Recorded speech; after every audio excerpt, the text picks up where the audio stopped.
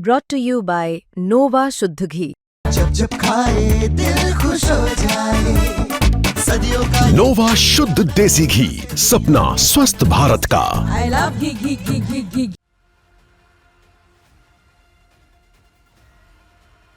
भारत ने फिर से कमाल कर दिखाया है। 21वीं सदी में जब दुनिया क्रिप्टो करेंसी, एनएफटी और डिजिटल एसेट्स की तरफ दौड़ रही है, तब भारत सरकार ने एक ऐसा बड़ा ऐलान कर दिया, फैसला ले लिया जो आने वाले सालों में फाइनेंस और करेंसी की परिभाषा ही बदल देगा। दरअसल अब भारत लॉन्च करने जा रहा अपनी खुद की डिजिटल करेंसी जो होगी आरबीआई की गारंटी के साथ। मतलब अब बिटकॉइन नहीं, भारत का डिजिटल रुपी आने वाला है। यह है आत्मनिर्भर भारत की डिजिटल क्रांति का अगला अध्याय। आप जानते हैं कोविड के बाद पूरी दुनिया में क्रिप्टो करेंसी का क्रेज बढ़ गया। हर कोई बिटकॉइन, एथेरियम, डोजकॉइन जैसे कॉइन्स में इन्वेस्ट करने लगा। लेकिन असली दिक्कत क्या है? ये सभी करेंसीज विदेशी हैं। किसी भी देश की सरकार या सेंट्रल बैंक की गारंटी इनके पीछे नहीं है और यही सबसे बड़ा खतरा है, क्योंकि ये न सिर्फ रेगुलेट करना मुश्किल होता है बल्कि भारत की फाइनेंशियल सिक्योरिटी के लिए भी एक रिस्क है। यही वजह है कि इस भारत सरकार ने अब बड़ा फैसला लिया है कि अगर दुनिया अपनी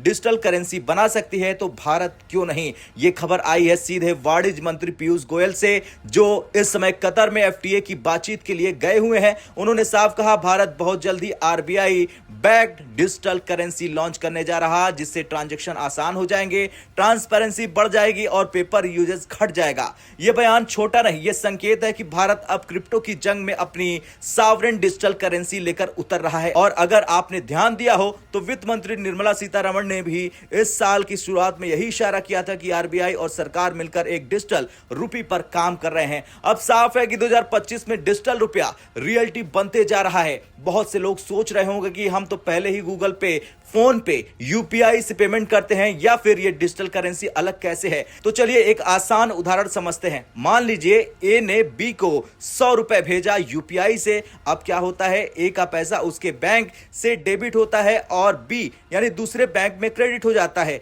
मतलब ये एक इंटर बैंक सेटलमेंट है। ये असल में बैंक के बीच डेटा ट्रांसफर है, लेकिन डिजिटल करेंसी में कहानी अलग है। ये कोई बैंक पेमेंट नहीं, ये खुद करेंसी का ट्रांसफर है। ए के पास जो डिजिटल करेंसी है वो आरबीआई द्वारा जारी की गई है, वो सीधा ए के डिजिटल वॉलेट में रखी जाएगी। अब अगर ए वो करेंसी बी को भेजेगा तो पैसा डायरेक्ट ए के वॉलेट से बी के वॉलेट में चला जाएगा। इसमें कोई बैंक बीच में नहीं आएगा, ना कोई इंटर बैंक सेटलमेंट होगा, ना कोई पेंडिंग ट्रांजैक्शन, ना कोई पेमेंट फेल्ड का झंझट। यह है असली डिजिटल क्रांति। अब सवाल है, यह सब कैसे होगा? दरअसल डिजिटल करेंसी को आरबीआई खुद इश्यू करेगा। यह बिल्कुल उसी तरह है जैसे आरबीआई फिजिकल नोट छापता है, बस फर्क इतना है कि यह कागज पर नहीं, ब्लॉकचेन पर होगा। मतलब 100 का नोट अब डिजिटल फॉर्म में भी हो सकता है।